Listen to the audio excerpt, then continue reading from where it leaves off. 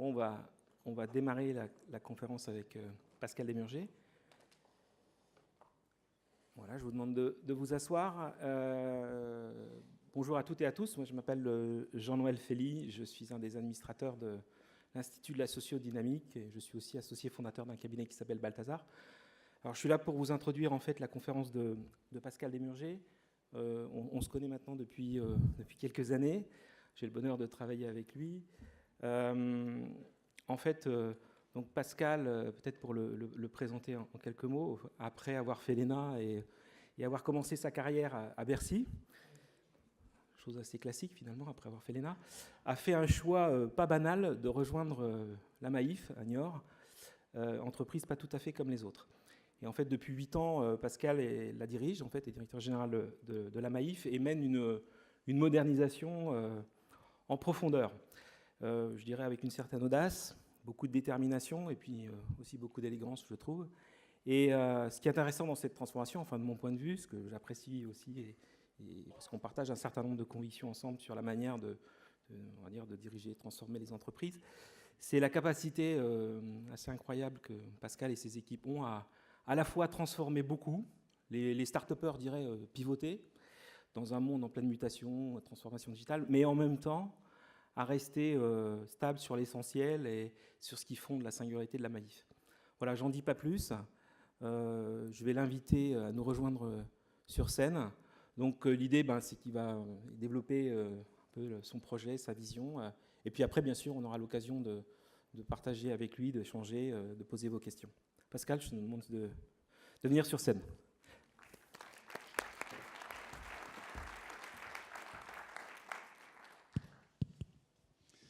Merci beaucoup Jean-Noël, c'est très gentil de me présenter en ces termes. Bonjour à toutes et à tous. Alors le titre de ce moment était, je crois, l'entreprise aspirationnelle, ce qui n'est pas forcément complètement spontané, complètement clair, évident. En réalité, la question à laquelle il s'agit de répondre est une question relativement simple. La réponse est malheureusement, hélas, beaucoup plus complexe. C'est une question qui, à la fois d'ailleurs, est extrêmement simple et est de plus en plus répandue. Cette question, on pourrait la formuler de la manière suivante, c'est comment une entreprise de la vieille économie, et Jean-Noël, tu le rappelais, la Maïf est véritablement une entreprise de la vieille économie.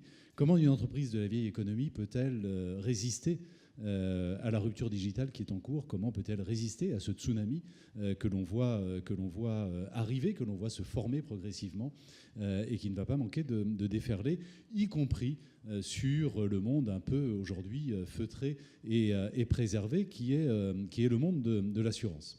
Alors, pour essayer d'adresser cette question et d'y apporter quelques éléments de réponse, moi, ce que je vous propose, c'est d'abord que l'on regarde effectivement quelle est la nature de cette menace. Est-elle réelle? Est-elle aussi forte que cela?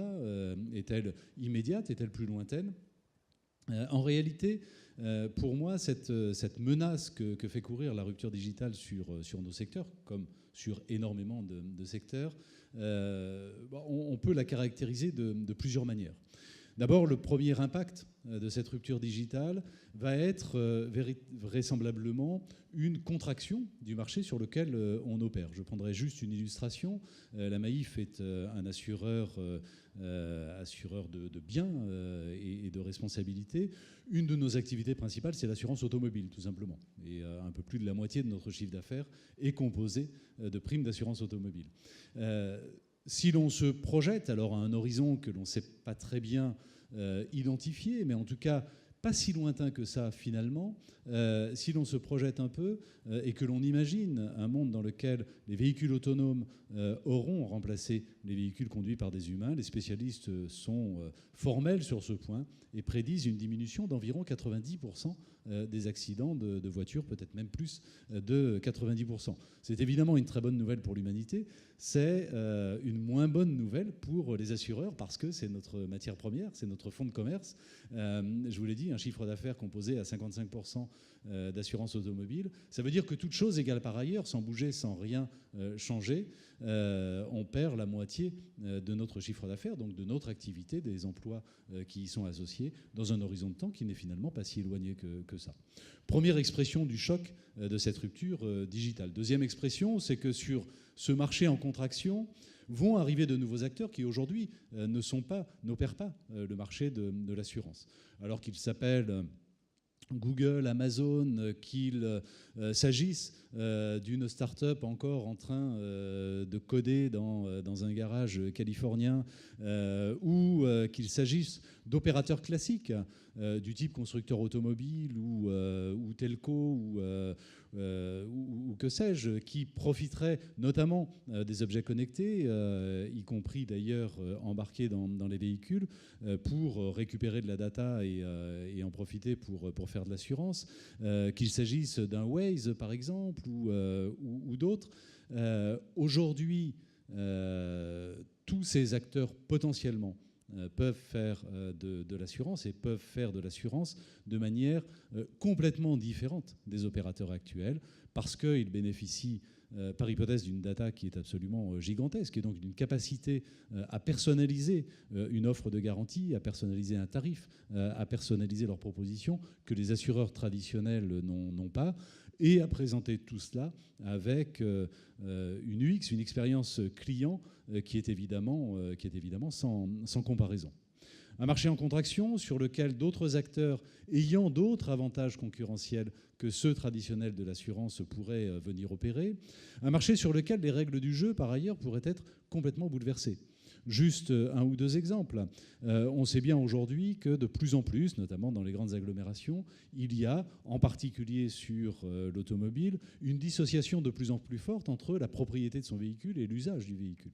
Dit autrement, de plus en plus de personnes utilisent ponctuellement une voiture dont ils ne sont pas propriétaires.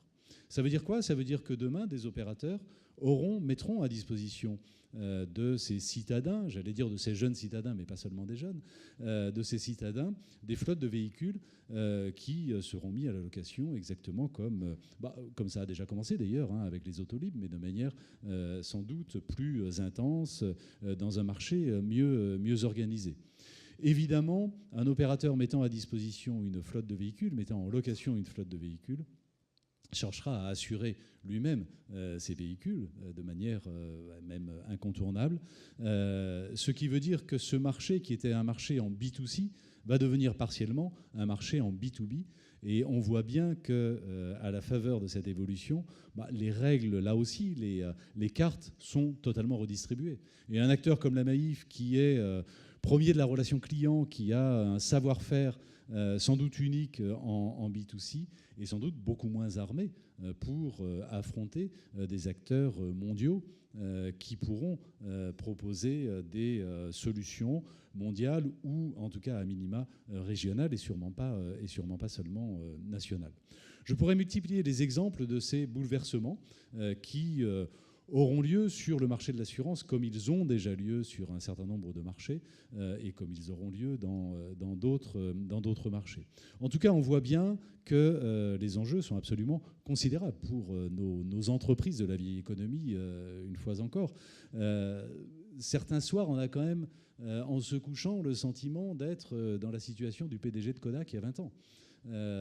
C'est-à-dire dirigeant une entreprise en pleine santé, dominant d'ailleurs, s'agissant de Kodak, son marché, et puis qui, du jour au lendemain, est remise en cause parce qu'une rupture, en l'occurrence technologique, fait que la photographie argentique est remplacée du jour au lendemain par la photographie numérique, et avec d'autres acteurs qui sont à la manœuvre.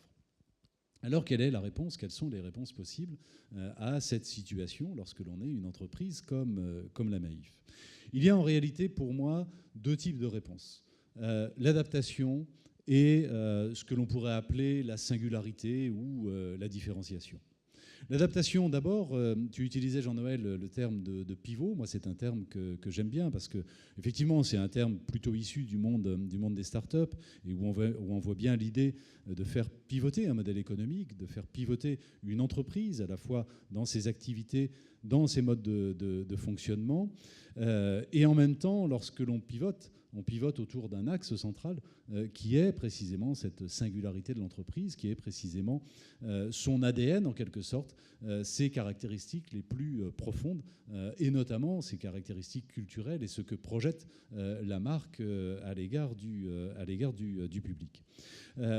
Alors, pivoter pour une entreprise comme la Maïf, c'est quoi? C'est deux choses finalement.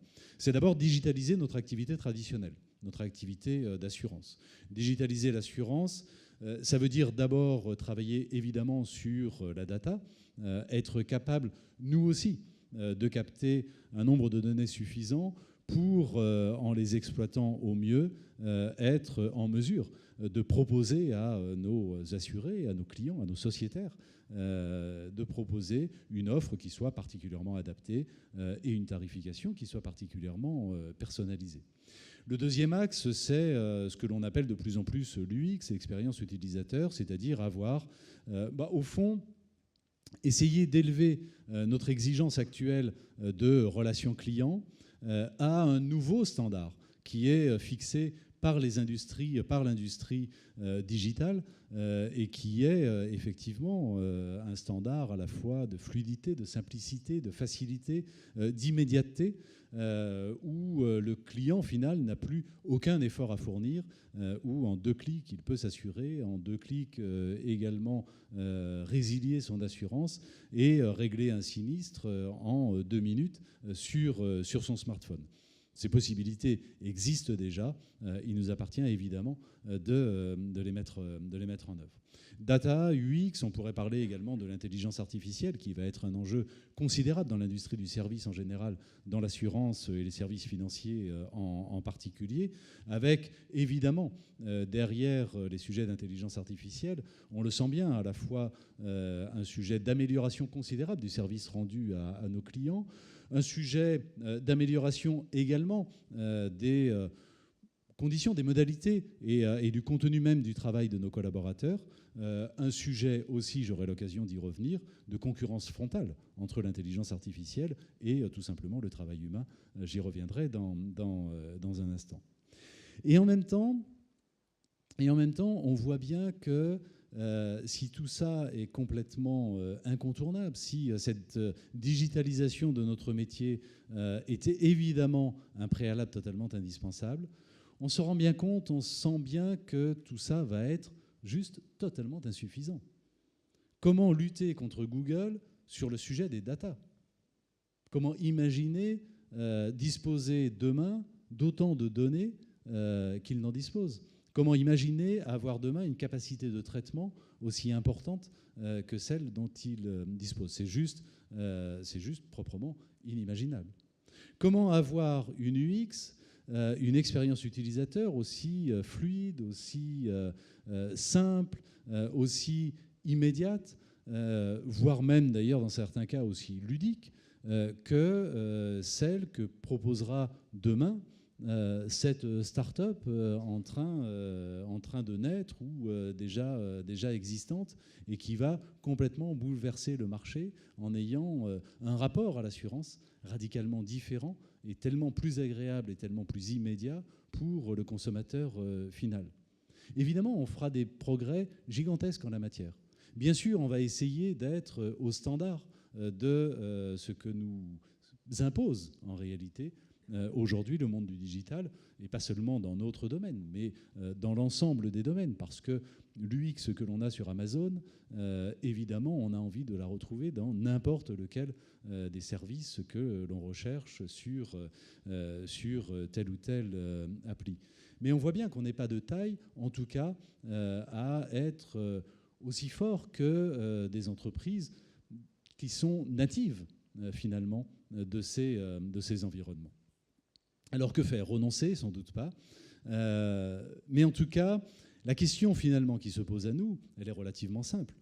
Cette question, c'est qu'est-ce qui fait qu'un ménage français, qu'est-ce qui fait que vous, dans 2 ans, dans 5 ans, dans 10 ans, face à des propositions complètement renouvelées, complètement revues en matière d'assurance, qu'est-ce qui fait que vous viendrez ou vous resterez assuré à la Maïf? D'évidence, il faut que l'on soit à ces standards-là. D'évidence, il faut qu'on continue, et nous le faisons avec un certain succès, à pivoter sur ces sujets-là. D'évidence, ça ne suffit pas.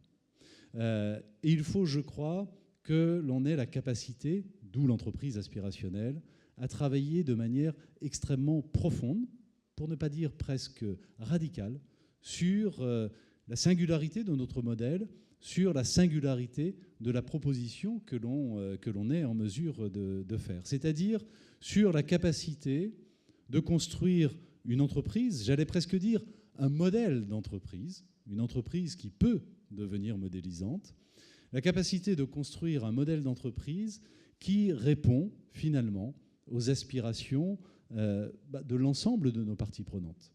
Qu'est-ce que ça veut dire ? Ces parties prenantes, c'est quoi ? C'est d'abord nos clients. En matière d'assurance, il y a, de manière sous-jacente, une espèce d'opposition entre les intérêts de l'assureur et les intérêts de l'assuré.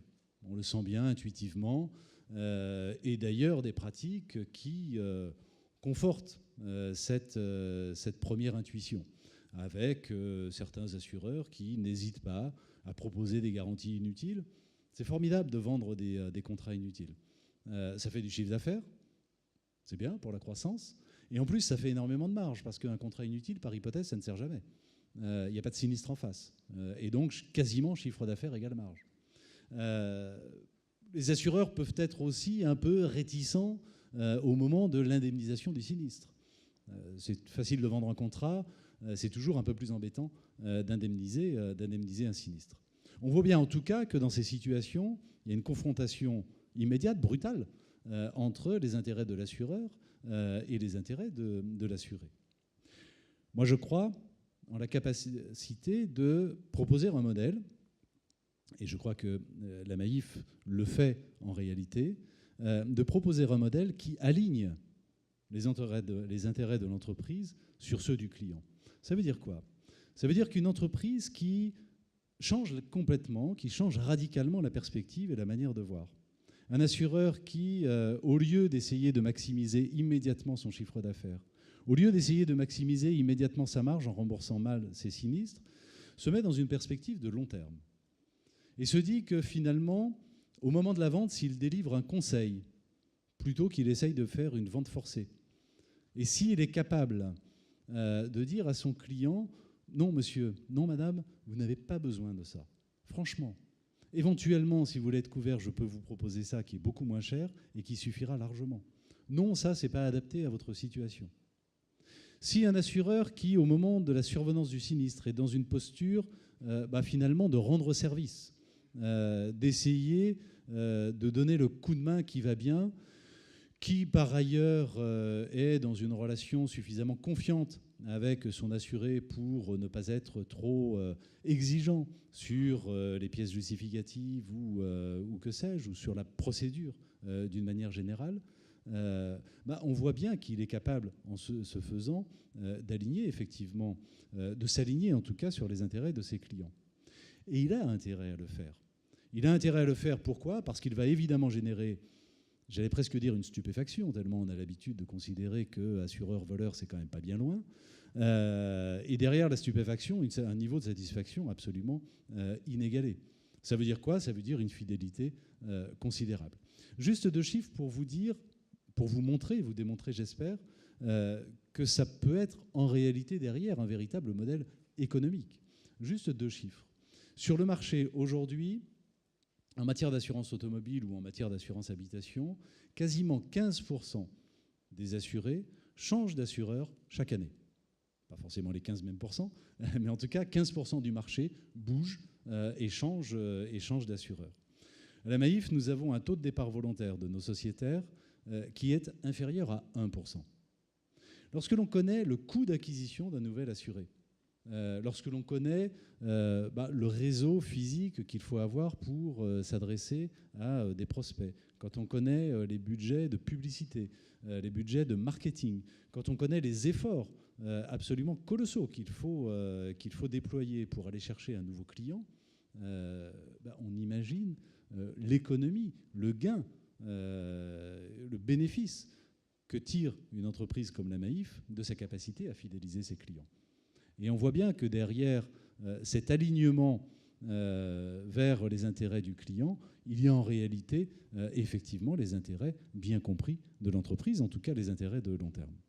Première illustration, première partie prenante avec le client. Deuxième partie prenante de l'entreprise, de salariés. Dans une entreprise traditionnelle, le schéma classique est évidemment que finalement, pour augmenter la performance de l'entreprise, on va exercer une pression un peu plus forte, on va effectuer des contrôles un peu plus nombreux, on va être effectivement plus exigeant à l'encontre des collaborateurs. Moi, je fais le pari exactement inverse. Moi, je fais le pari que finalement, si l'on est capable de passer d'un management par la contrainte, un management qui fonctionne sur le couple traditionnel, le couple habituel, récompense-sanction.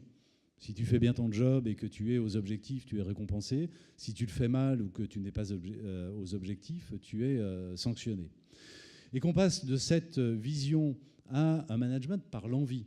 C'est-à-dire que l'on n'obtient pas de son collaborateur qu'il fasse quelque chose parce qu'il y est contraint ou parce qu'il y a un intérêt immédiat qui s'appelle la récompense, mais que l'on obtient de son collaborateur qu'il fasse quelque chose simplement parce qu'on est capable de susciter chez lui l'envie de la faire. Si l'on passe à ce mode de management, moi, le pari que je fais, et les résultats que l'on observe déjà dans l'entreprise, c'est évidemment que l'on va obtenir un niveau de performance de l'entreprise bien supérieur. Pourquoi ? Parce que, clairement, une entreprise dans laquelle les salariés sont plus épanouis, c'est une entreprise dans laquelle les salariés sont en réalité plus engagés. Si j'ai envie de faire les choses, évidemment que je vais y consacrer plus d'énergie, une énergie plus positive d'ailleurs, meilleure, peut-être même, pourquoi pas, donner un peu plus de mon temps, en tout cas donner un peu plus de moi-même. Si je suis dans une entreprise qui me fait confiance, évidemment que de manière symétrique, je vais avoir une relation avec le client final qui va être radicalement différente. Imaginez un salarié, et on en a tous connu, dans des services publics, dans certaines entreprises, partout. Imaginez un salarié qui est en opposition avec son employeur, qui n'est pas bien dans son entreprise ou qui n'est pas bien avec son manager, qui ne partage pas ni la stratégie, ni les valeurs, ni la politique, ni les actions de son entreprise. C'est un salarié qui va très mal vendre son entreprise. C'est un salarié qui, dans la relation client, ne va pas s'investir lui-même, ne va pas être en empathie, va être à minima sur la réserve, à maxima, ça arrive d'ailleurs, critiquant ouvertement son entreprise. Et on imagine bien que la puissance de conviction d'un collaborateur de ce type est quand même extrêmement faible. Un salarié qui est bien dans son entreprise, qui en partage les orientations, qui en partage effectivement les valeurs, qui, parce que la culture d'entreprise repose sur la confiance et repose sur la bienveillance, qui s'y sent tout simplement bien, évidemment qu'il va restituer vers l'extérieur et vers le client final quelque chose d'infiniment plus positif et plus favorable à l'entreprise que ne le ferait un autre salarié. Donc on voit bien là aussi qu'il y a de manière très spontanée, j'allais dire, très évidente, très naturelle, un lien très fort entre les intérêts de l'entreprise et les intérêts du collaborateur. Quelle forme ça peut prendre ? Quelle forme ça a pris à la Maïf, en tout cas ?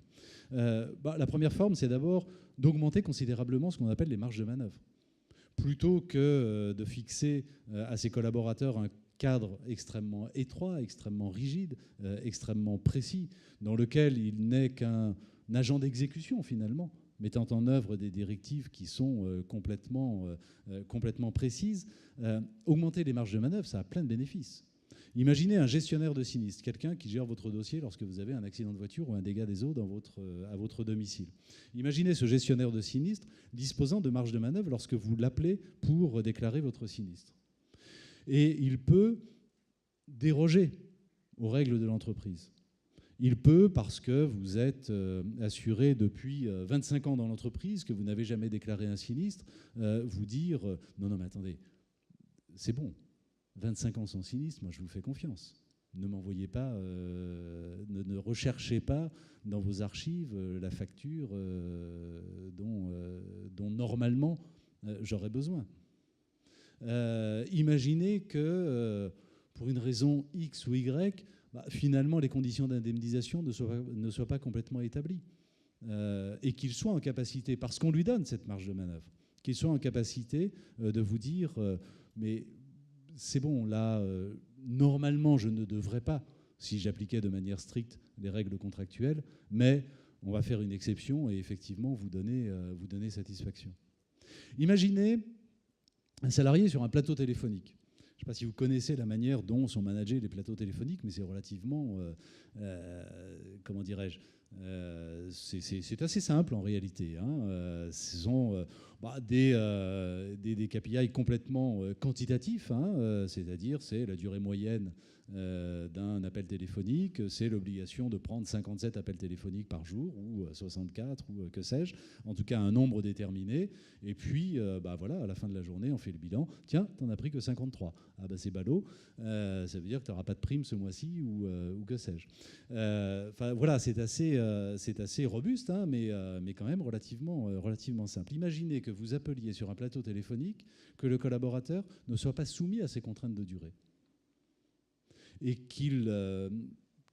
par exemple, dans l'hypothèse d'une déclaration de sinistre, parce qu'il y a forcément une charge émotionnelle, ou il y a en tout cas parfois une charge émotionnelle relativement forte lorsque l'on déclare un sinistre, imaginez que la personne qui vous répond ressente cette émotion très forte qui est la vôtre, et prenne le temps de vous rassurer, prenne le temps de vous expliquer comment les choses vont se passer, prennent le temps éventuellement de vous délivrer des conseils en dehors même de son champ normal, naturel de responsabilité. Bref, qu'il vous donne un peu la main pour vous aider à sortir de ce mauvais moment. Évidemment que ça va être pour vous une expérience absolument waouh, une expérience un peu unique. Quand on est capable de dépasser à ce point ce qu'un client normal attend du service qu'il va solliciter, évidemment qu'on crée quelque chose de complètement, comment dirais-je, impérissable dans la mémoire du client, que ce client est fidélisé pour des décennies en vérité, et qu'en plus, ça deviendra un ambassadeur extraordinaire de la marque. Alors vous me direz, oui, mais quand même, si vous ne les chronométrez pas, ils vont faire n'importe quoi. Au lieu d'avoir 7 minutes 32 de durée moyenne d'appel téléphonique, on va vite dériver à 25 minutes et vous allez être obligé de multiplier les effectifs par 4. Empiriquement, la durée moyenne, lorsqu'on ne la contrôle pas, a plutôt tendance à baisser. En revanche, elle est beaucoup mieux affectée vers les clients, les situations, les moments qui le nécessitent, et les moments qui ne le nécessitent pas parce qu'on peut régler très rapidement la situation. Faire le pari de la capacité des salariés à se responsabiliser est un pari dont je ne crois pas qu'il soit jamais perdant. On pourrait multiplier les exemples. En tout cas, ce que je peux vous dire, et on est loin d'être au bout à la Maïf, mais on a déjà engagé depuis au moins 3 ans des actions managériales assez fortes vers le management par la confiance, le management par l'envie. Ce que je peux vous dire, c'est que les résultats, y compris globaux, commencent à être relativement spectaculaires. Nous, on a l'habitude de mesurer les résultats dans l'entreprise, pas exclusivement en termes de performance de l'entreprise, mais à travers 3 types d'indicateurs. D'abord, le niveau de satisfaction de nos sociétaires, de nos clients. Ensuite, le niveau d'adhésion, d'épanouissement, ça dépend comment on le prend, de nos collaborateurs. Et, troisièmement, le niveau de performance de l'entreprise. La satisfaction des sociétaires est complètement corrélée à la manière dont on manage l'entreprise. Il y a une symétrie complète entre ce qui se passe à l'intérieur et ce que l'on donne à voir à l'extérieur. À un moment donné, soit à titre individuel en tant que client expérimentant un service, soit collectivement sur l'image de la marque, à un moment donné, il ne peut pas y avoir un décalage fort, important, durable entre la réalité de l'intérieur et l'image extérieure. Et on sait très bien que les entreprises qui ont joué sur ce décalage finissent par avoir les problèmes les plus graves. Je ne vais pas citer d'exemple, mais enfin, une entreprise qui se crée elle-même une réputation sur la rigueur, l'exigence, etc., qui est prise en train de frauder, par exemple sur des normes de pollution sur des véhicules diesel, ça devient compliqué. C'est vite très compliqué. Et on voit les dégâts que cela peut causer. Satisfaction des clients, totalement corrélée au management interne. Évidemment, le niveau à la fois d'épanouissement, mais aussi d'adhésion des acteurs internes progresse de manière colossale, de manière gigantesque, avec des collaborateurs en interne qui ont un niveau d'attachement à l'entreprise extrêmement élevé, un niveau d'engagement dans l'entreprise particulièrement important, une capacité à prendre des initiatives et donc à favoriser l'innovation, tout simplement, que ce soit de l'innovation de process, mais aussi, pourquoi pas, de l'innovation de produits, qui est sans commune mesure, et par ailleurs, des collaborateurs qui alimentent la marque employeur par leurs témoignages sur les réseaux sociaux ou ailleurs de manière assez exceptionnelle. Et on le sent dans notre capacité aujourd'hui à recruter, y compris sur des profils relativement rares. On voit bien que la marque aujourd'hui, que la marque employeur commence à considérablement attirer. Et puis sur la performance globale de l'entreprise, lorsque l'on a des collaborateurs plus engagés, lorsque l'on a des clients plus satisfaits, on se doute que l'impact sur la performance globale, il est au rendez-vous. Pour être complètement honnête, le lien, précis, immédiat, direct entre le management par la confiance et la performance sous forme d'indicateurs précis est extrêmement complexe à établir, et c'est un travail qui est en cours chez nous.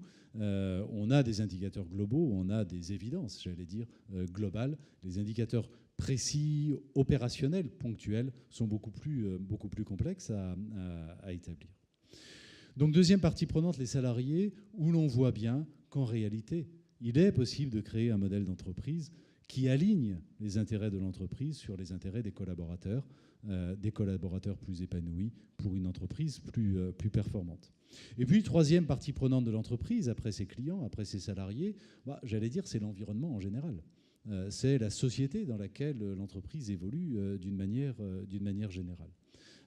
Avec, on le sait, des défis à relever collectivement, pas seulement pour une entreprise, mais qui sont aujourd'hui gigantesques. Que l'on parle d'environnement, enfin, il suffit de voir l'appel des 15 000 la semaine dernière pour être conscient que, oui, on va dans le mur en klaxonnant quand même. Avec ce niveau d'alerte sur on est parti pour 4 degrés supplémentaires sur la planète à l'horizon 2100. Un de mes confrères, Henri Decastre, l'ancien PDG d'AXA, disait, et avec raison, un monde dans lequel la température moyenne augmente de 4 degrés devient, c'est une illustration, devient un monde inassurable. Tellement l'ampleur des catastrophes naturelles, tellement l'ampleur de ce qui se mettra en place est complètement au-delà de ce qui est aujourd'hui imaginable, avec des villes entières qui seraient sous le niveau de la mer, avec des phénomènes absolument incroyables. De manière plus, peut-être plus immédiate, plus proche de nous, mais avec des conséquences non moins dramatiques de mon point de vue, je parlais tout à l'heure de l'intelligence artificielle. Il y a plusieurs rapports en la matière. Il y en a eu un notamment de la Citibank qui a été publié au premier trimestre de l'année 2017, disant que dans la seule Europe, dans la seule Union européenne, à un horizon de 2025, c'est-à-dire demain, l'impact de l'intelligence artificielle sur le secteur des services serait une destruction de 97 millions d'emplois en Europe. C'est quelque chose d'absolument gigantesque. Là aussi, on est à la veille d'une espèce de tsunami absolument considérable. Dans ce contexte, et on pourrait évidemment multiplier les exemples, dans ce contexte, de plus en plus d'ailleurs, les gens regardent les entreprises et attendent des entreprises qu'elles s'engagent pour contribuer, non pas pour résoudre, mais en tout cas pour contribuer à la résolution ou à la non-survenance des phénomènes que je viens de décrire. Juste 2 illustrations pour montrer que l'on peut s'engager. Un assureur, c'est pas seulement quelqu'un qui règle les sinistres, les accidents, mais c'est également un gestionnaire d'actifs, parce qu'il se fait pour tout un tas de raisons qu'un assureur doit avoir un niveau d'actifs financiers relativement important pour précisément pouvoir rembourser les sinistres futurs. Dans une entreprise comme la Maïf, plus de 80% des actifs qui sont placés sous forme d'investissement socialement responsable. Sur le marché, c'est moins de 20% des actifs sous gestion qui sont ISR. Ça veut dire qu'il y a des choses à faire. Ne pas refuser, par exemple, d'investir, je ne sais pas moi, dans l'industrie de l'armement, refuser d'investir chez les cigarettiers, refuser d'investir dans un pays qui n'a pas aboli la peine de mort, ou refuser d'investir dans telle ou telle entreprise. On parlait de pollution dans le secteur du pétrole, dans un certain nombre d'énergies fossiles, etc. C'est aussi avoir sa part, avoir sa contribution dans l'amélioration des choses. Deuxième illustration, on parlait d'intelligence artificielle. Nous avons publié au mois de juin dernier une charte éthique sur le digital en général. L'intelligence artificielle en fait partie, avec l'engagement, au fond, de n'utiliser l'intelligence artificielle que comme une amélioration du service au client, une amélioration du travail des collaborateurs en prenant en charge des tâches plus ingrates pour lui libérer du temps pour des choses plus riches. En revanche, avec l'engagement de ne jamais faire de l'intelligence artificielle une substitution possible au travail de nos collaborateurs précisément. Donc on voit bien que là aussi, il est possible, je crois, d'aligner les intérêts de l'entreprise sur les intérêts de son environnement. Parce que, évidemment, tout ça nourrit une image de marque, nourrit l'image d'une entreprise et finit dans un contexte dans lequel les gens sont de plus en plus sensibles à ces problématiques-là, évidemment, est de nature à attirer, à donner du sens à une consommation. Et je crois que l'enjeu est là. Je crois que l'enjeu, il est que les gens simplement ne consomment pas un produit lambda au tarif le plus bas possible. Le Black Friday en est une illustration assez étonnante quand même, mais à travers leur consommation, et aussi un acte face de cette consommation, finalement un acte citoyen, un engagement, et donne du sens à cette consommation. C'est en tout cas notre conviction, vous l'aurez compris, notre conviction, c'est que dans un monde qui va être profondément bouleversé, dans lequel la concurrence va être frontale et dans lequel nous serons demain confrontés à des formes de concurrence pour lesquelles nous sommes moins armés que la concurrence actuelle. Dans ce monde-là, il y a évidemment une exigence d'adaptation qui ne s'adapte pas, meurt assez rapidement. Mais cette exigence d'adaptation ne suffit pas. Je crois qu'il faut passer au-delà et qu'il faut avoir la capacité finalement de rendre nos entreprises un peu aspirationnelles pour être capables de continuer à séduire, à convaincre tout simplement les ménages susceptibles de faire appel à elles. Et le dernier point, et je crois que c'est peut-être le point le plus important, c'est que dans cette tension classique entre la performance de l'entreprise et les exigences éthiques que l'on peut avoir dans la direction d'une entreprise, moi je ne crois pas à l'arbitrage entre les deux. Je ne crois pas que l'on puisse, quand on est dirigeant d'entreprise, que l'on puisse durablement en tout cas, renoncer à un niveau de performance de son entreprise sous prétexte de faire les choses de manière plus éthique. Je crois que dans la durée, ça ne tient pas. En revanche, ce à quoi je crois, c'est qu'il est possible de nourrir la performance de l'entreprise précisément par cette posture éthique. Si l'on n'est pas capable d'arriver à ce dépassement de la tension entre éthique et performance, je pense que c'est extrêmement mal engagé.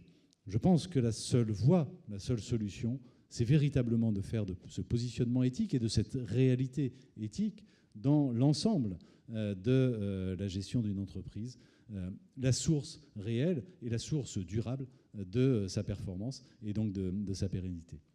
Voilà en quelques mots ce que je souhaitais vous dire. Et puis je pense, Jean-Noël, que l'on peut ouvrir aux questions et débattre sur ce sujet. Merci.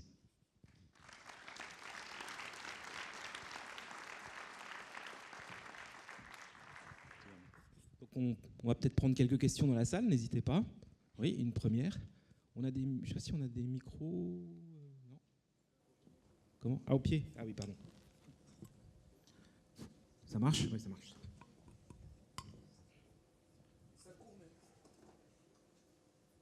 Bonjour, merci. C'est très rafraîchissant d'entendre un dirigeant d'entreprise parler de la sorte.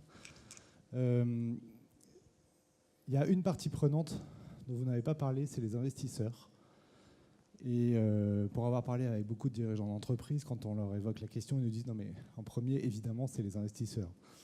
Alors, toutes les entreprises ne sont pas sous LBO et n'ont pas des objectifs de rentabilité à 3 mois, mais néanmoins, c'est une réalité. Comment vous abordez la chose et comment vous voyez cette contrainte d'exigence de rentabilité à court terme versus finalement un plan de développement durable qui s'inscrit, que ce soit en termes managérial ou en termes de développement de produits, sur des temps longs? Vous avez totalement raison. J'en ai pas parlé pour deux raisons. La première, c'est que précisément la Maïf étant une mutuelle, une société de personnes, nous n'avons pas d'actionnaires.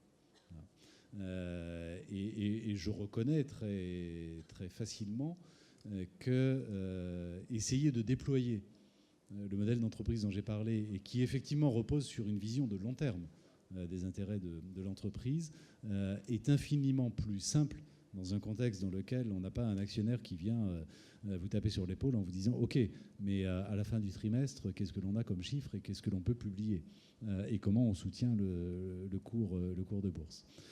C'est clair, hein, c'est évident. Après, votre question renvoie aussi, je crois, à la capacité ou pas des investisseurs en question d'appréhender des objectifs de long terme.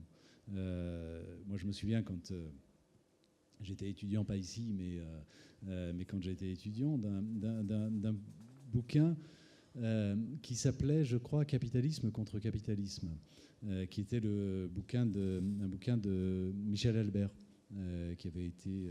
enfin voilà, peu importe.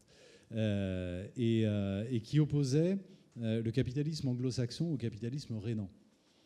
Avec un capitalisme anglo-saxon qui est un capitalisme financier, celui qui a fini par s'imposer partout en réalité, contre un capitalisme rhénan qui est un capitalisme plutôt familial, reposant énormément sur la transmission, et donc avec des horizons de temps radicalement différents dans la perception des choses et dans la manière de diriger l'entreprise.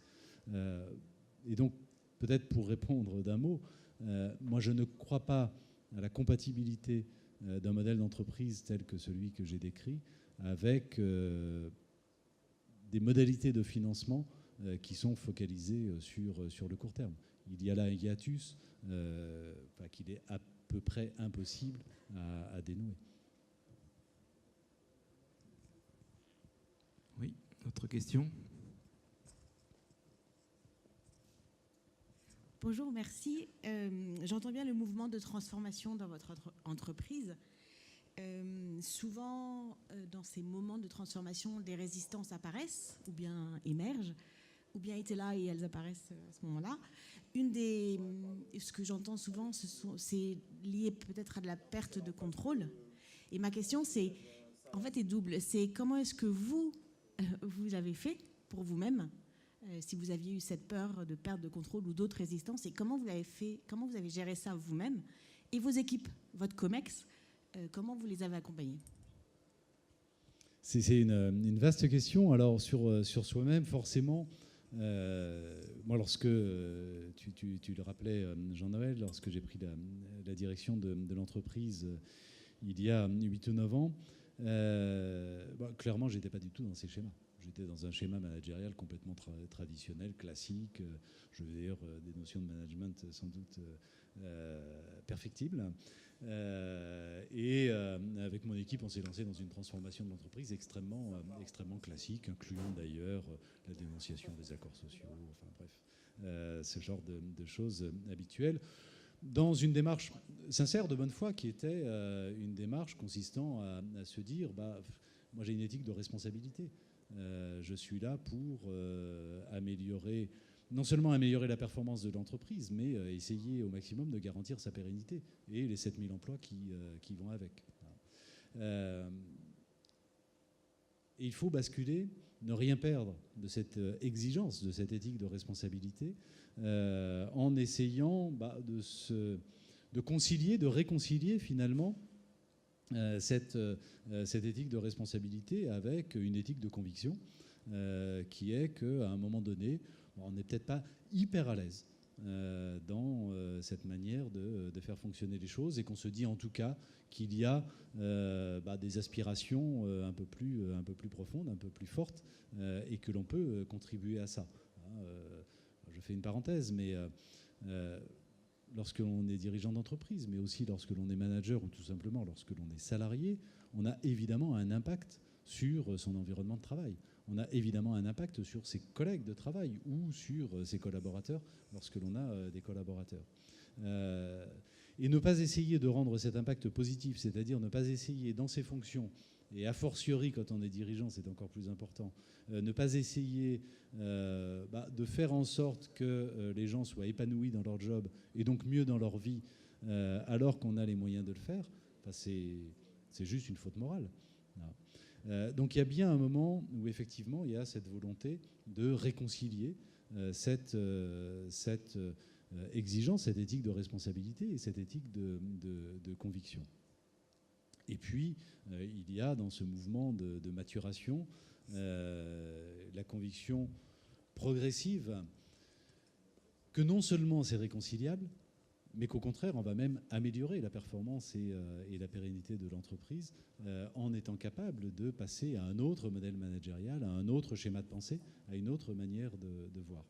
Une des conditions, et vous l'avez pointé, une des conditions, c'est de prendre un peu sur soi et d'accepter que finalement, telle décision sera meilleure si elle est prise par un autre, que tel collaborateur travaillera mieux si on ne contrôle pas ce qu'il fait.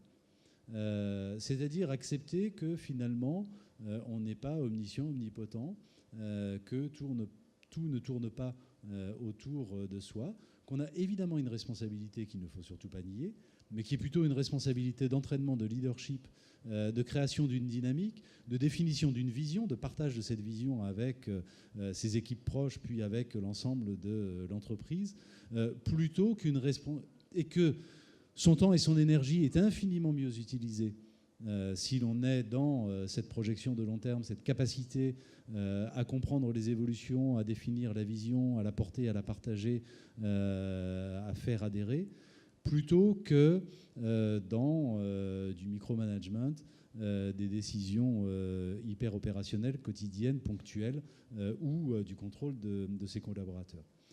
Ce qui nécessite aussi un travail sur, j'allais presque dire, un peu sur son ego également. Évidemment, la tentation est toujours forte et tout contribue à renforcer ce sentiment et cette impression. La tentation est toujours forte de considérer que, quand même, une décision prise par soi-même est quand même largement meilleure qu'une décision prise par autrui. Donc il y a un travail sur soi qui est évident, mais qui ne peut être nourri d'ailleurs que par la conviction profonde que ce mouvement est nécessaire. Et qui ne peut être nourri, et ça fera le lien avec l'aspect plus collectif du COMEX, qui ne peut être nourri que, j'allais dire, par la bonne foi avec laquelle on aborde ces sujets-là. Cette conviction profonde et cette bonne foi, c'est, je pense, l'argument le plus fort pour convaincre son entourage. Lorsque une idée est portée de manière extrêmement forte et quand par ailleurs on sent bien que ça n'est pas le fruit d'une ruse, d'un calcul, mais le produit en effet d'un raisonnement de bonne foi, je pense que les conditions sont réunies pour convaincre son entourage. Après, il faut travailler collectivement sur ces sujets-là, il faut multiplier les expériences, que ce soit les rencontres avec d'autres entreprises, que ce soit les rencontres avec des gens qui ont soit réfléchi, soit mis en œuvre des processus de cette matière. Il faut évidemment lire, il faut partager, il faut passer beaucoup de temps, investir beaucoup de temps. Et puis, à un moment donné, lorsque la démarche est incarnée, et plus on est nombreux à l'incarner, et plus c'est puissant, on finit par la porter dans l'entreprise. Mais oui, il y a des résistances, bien sûr. Pascal, peut-être juste compléter la question, j'ai envie de t'en poser une, moi. Au passage, c'est, tu as dit, au départ, tu n'avais pas cette vision du management, et il y a eu un certain nombre de déclencheurs qui t'ont amené. Alors, je sais qu'on rentre dans quelque chose d'un peu plus intime pour toi, mais qu'est-ce qui a fait qu'à un moment donné, tu as fait la bascule? On en parlait tout à l'heure en déjeunant avec Laurent Bibard, mais je trouve ça intéressant peut-être de partager ça avec l'Assemblée. Il y a à la fois des choses très, comment dirais-je, très objectives, c'est-à-dire des choses qui parlent à la raison finalement, qui parlent, comment dirais-je, oui, qui parlent à la raison. Et donc il y a, encore une fois, des lectures, des rencontres, des visites d'entreprise, des choses extrêmement rationnelles où on voit que, en effet, telle modification dans le management peut conduire à tel résultat, et une conviction très progressive, la maturation est lente quand même, qui se fait jour. Il y a le sujet que je disais, qui est un sujet plus intime, qui est cette nécessité, j'allais presque dire à un moment de sa vie, de réconcilier le champ de ses convictions personnelles avec celui de ses responsabilités. Je crois qu'on ne peut pas durablement être complètement écartelé entre les deux. Il y a pour ma part aussi des éléments plus, j'allais presque dire de ma vie privée, mais clairement les échanges que j'ai pu nourrir avec mes enfants, en l'occurrence, ont été un élément assez déterminant, parce que lorsque, finalement, à travers le regard de vos enfants, vous vous projetez dans un futur beaucoup plus lointain, en vous disant, au fond, j'allais presque dire, qu'est-ce qui va rester dans leur esprit de tout ça, ou en quoi je contribue à l'amélioration du monde dans lequel ils vont vivre demain. Forcément, le rapport à l'enfant conduit à se projeter sur un terme beaucoup plus long, et forcément, on arrive assez naturellement, je crois, à des réponses de cette nature. Merci en tout cas pour votre discours qui est assez rare et très rafraîchissant. Je partage cette impression. Une question, vous avez parlé tout à l'heure de la difficulté à évaluer le lien entre la performance et toutes les actions qui étaient menées en termes de bien-être, d'engagement des salariés. Évidemment, c'est la question que tout le monde se pose. Sans dévoiler des grands secrets de fabrication, vous avez dit que vous étiez en train de travailler dessus. Comment vous voyez le sujet, justement, parce qu'il y a pas mal de gens qui travaillent sur ces sujets-là en ce moment? Il y a pas mal de choses. Il y a d'abord, et nous n'y sommes pas encore, on est vraiment sur un chemin, et il nous reste énormément de choses à faire. Et les choses sans doute les plus difficiles sont devant nous. Basculer sur complètement, par exemple, l'exemple que je prenais tout à l'heure d'un plateau téléphonique, et d'un management totalement libéré, j'allais dire, des contraintes quantitatives et des mesures quantitatives habituelles. Généraliser ça à l'échelle de l'entreprise, on l'a expérimenté sur des plateaux téléphoniques. Le généraliser à l'échelle de l'entreprise, wow. Il y a un moment où on se dit, ok, t'es sûr là? Enfin voilà, il y a quand même un passage à l'acte qui n'est pas complètement trivial, qui n'est pas complètement évident. Surtout que très honnêtement, je ne sais pas bien où est la marche arrière. En tout cas, je l'ai pas trouvé encore. Donc c'est pas complètement trivial. Dans le même ordre d'idées, accepter de passer à des indicateurs purement quantitatifs est extrêmement rassurant, hein, parce que c'est tellement confortable d'avoir des indicateurs purement quantitatifs. À des indicateurs qui soient un peu plus quali, là aussi c'est un saut qui est un peu inquiétant, hein. Mesurer le nombre d'appels téléphoniques pris par un collaborateur chaque jour, c'est super facile et c'est super réconfortant. Et on se dit, c'est bon, je pilote la productivité de l'entreprise, donc je pilote quelque part sa performance, ses frais généraux en tout cas, et sa performance relative. C'est extrêmement rassurant, on se couche le soir serein. Passer à quelle est la mesure de la satisfaction moyenne des clients qui ont eu affaire à tel plateau téléphonique, on se dit que le lien, il est un petit peu plus distendu quand même, hein. Le rapport entre l'action de tel ou tel téléconseiller et ce niveau moyen de satisfaction, il est un peu plus distendu. Et pourtant, c'est ça l'objectif final. Et pourtant, c'est bien ça que l'on recherche. Donc toute la difficulté pour moi, c'est de ne pas renoncer à aller chercher les vrais objectifs de l'entreprise, ceux qui vont garantir sa pérennité, par exemple la satisfaction ou la fidélité d'un client, et de tirer un lien suffisamment tendu avec l'action concrète, opérationnelle, quotidienne des équipes qui sont en charge. Et c'est évidemment dans la capacité à attendre ce lien que réside toute la difficulté. Je vous remercie pour votre intervention. Je souhaitais juste vous poser une question en revenant sur la tension que vous avez mentionnée entre éthique et performance de l'entreprise.